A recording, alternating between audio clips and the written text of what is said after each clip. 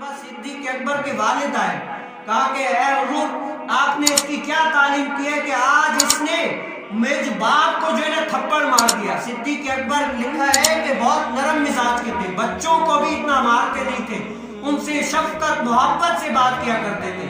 تو لوگوں کو یقین ہی نہیں آ رہا کہ صدیق اکبر نے اپنے باپ کو تھپڑ مار لیا. حالانکہ قرآن میں یہ کہ اپنے والد کو اف بھی نہ کہو, اور صدیق اکبر نے اپنے والد کو تھپڑ مار دیا. تو حضور علیہ السلام نے کہا کہ جاؤ صدیق اکبر کو بلاؤ. جب صدیق اکبر آئے, گردن جھکا کے ہاتھ باندھ کے کھڑے کہ صدیق ہمیں تو یقین ہی نہیں آ رہا کہ آپ نے اپنے باپ کو جو ہے نا تھپڑ مارا ہے.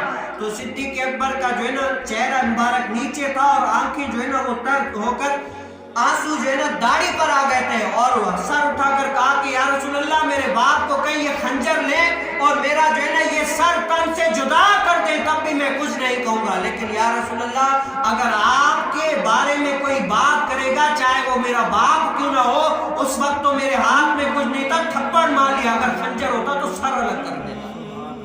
یا رسول اللہ میں اپنی ذات پر تو سب کچھ برداشت کر سکتا ہوں, سب کچھ برداشت کر لوں گا, لیکن یا رسول اللہ آپ کی ناموس پر, آپ کی جو ہے نا بات پر, آپ کے بات پر ایک ذرہ برابر بھی ایک بات بھی سن نہیں سکتا. میں کتا پاک رسول اللہ کا میں بھونکے شور مچا دے. کیوں کتا پاک رسول اللہ کا میں بھونکے شور مچا دے, کیوں جی ناموس رسالت گلشن اندر کوئی سور نہ پھیرا. سبحان اللہ. اپنے آقا علیہ السلام سے محبت یہ تھی کہ باپ کو تھپڑ مار دیا, جہاں پر قرآن کہتا ہے باپ کو اف نہ کہو, لیکن جب حضور پر بات آ جائے تو کہتے ہیں کہ اف نہیں, ہر بات میں حضور ہے.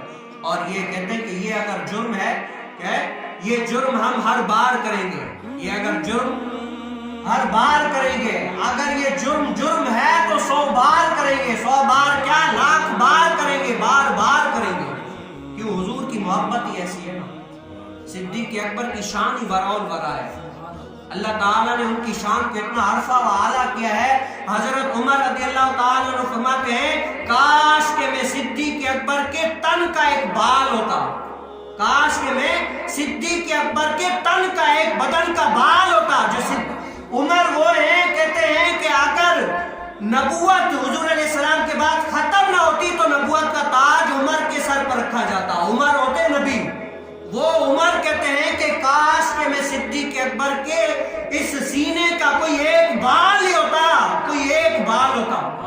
وہ عمر کہتے ہیں کہ اے صدیق میری ساری دنیا بھر کی نیکیاں سب لے لے, لیکن ایک غار والی نیکی جو ہے نا مجھے دے دے, ایک غار والی.